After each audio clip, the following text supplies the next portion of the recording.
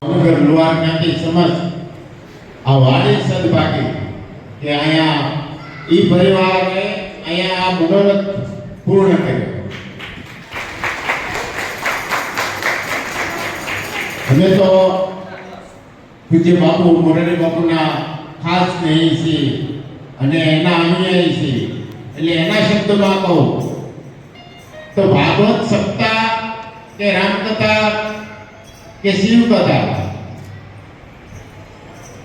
ઈ જ બેસાડી શકે કે જેના પિતૃ મોક્ષ પામી ગયા હોય ને ઈ બેસાડી શકે. જેના પિતૃ મોક્ષ પામી ગયા હોય એને જ વિચાર આવે કે મારે ભાગવત કરવી છે, મારે રામકથા કરવી છે, મારે શિવકથા કરવી છે. આવો સત વિચાર આવવા માટે થઈ અને પિતૃઓની અનન્ય કૃપા હોય તે થઈ શકે. અને ખાસ આ ભાવનગર લોહાર જ્ઞાતિની વાડીમાં આ શબ્દ ગુંજતા હશે. કાંઈ આયા નેગેટિવ વસ્તુ છે તોય વહી જશે. અમારે શાસ્ત્રીજી આવું પુણ્યનું કામ થઈ રહ્યું છે. આ કથાની અંદર વચ્ચે બોલવું એ ગેરવ્યાજબી કહે. અસ્તુ જય વિશ્વકર્મા.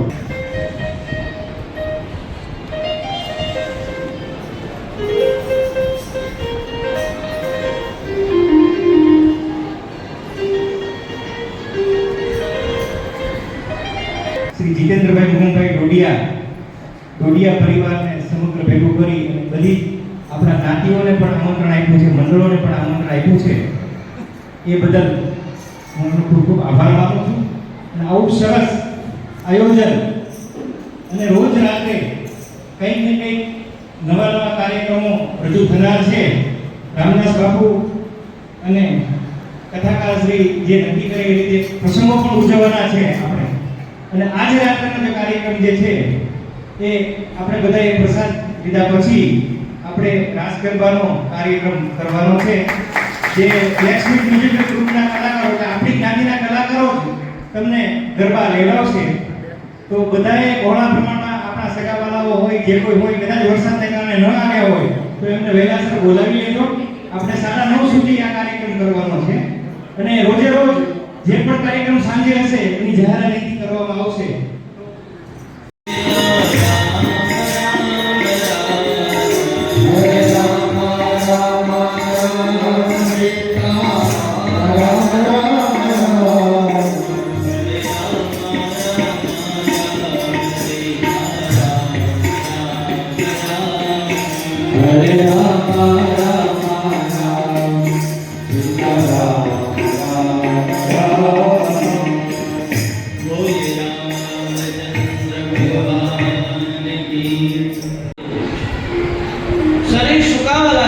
અને પરમાત્મા પ્રત્યે નિષ્ઠા વધવા લાગી.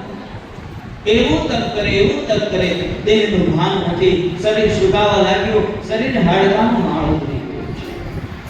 અને ગરદનનું આવું તપ જોઈ અને ભગવાન એની સાધનાથી પ્રસન્ન થયા છે.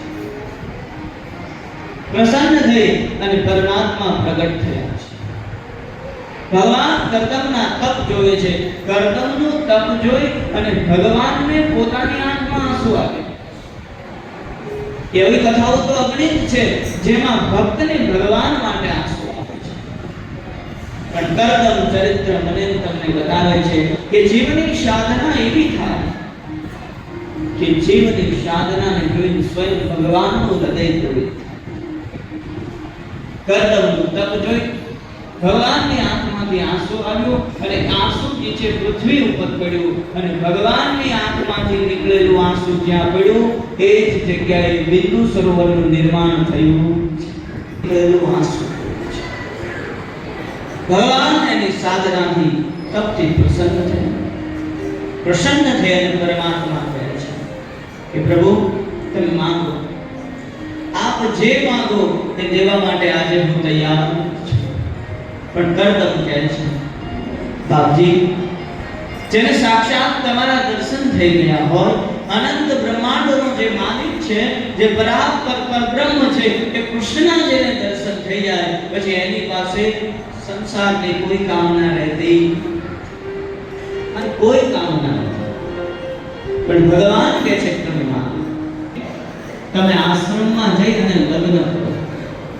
ભગવાન આદેશ આપે છે કે તમે લગ્ન કરો. શા માટે?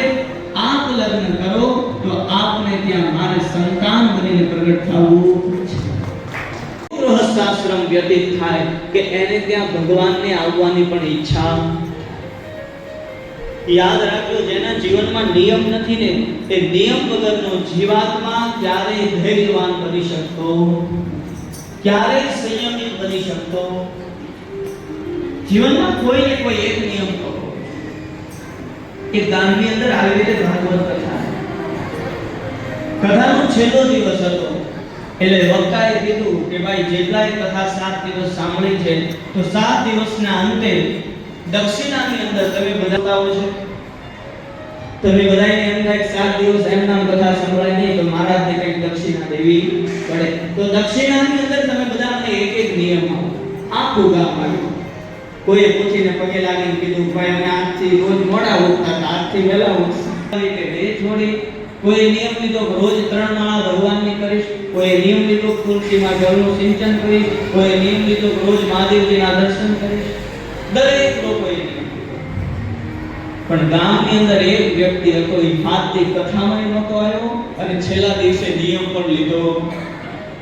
એટલે આખું ગામ ભેગું થયું અને કે ઉગાડો પુરાણી પોથી લેતા નહીં. કેમ?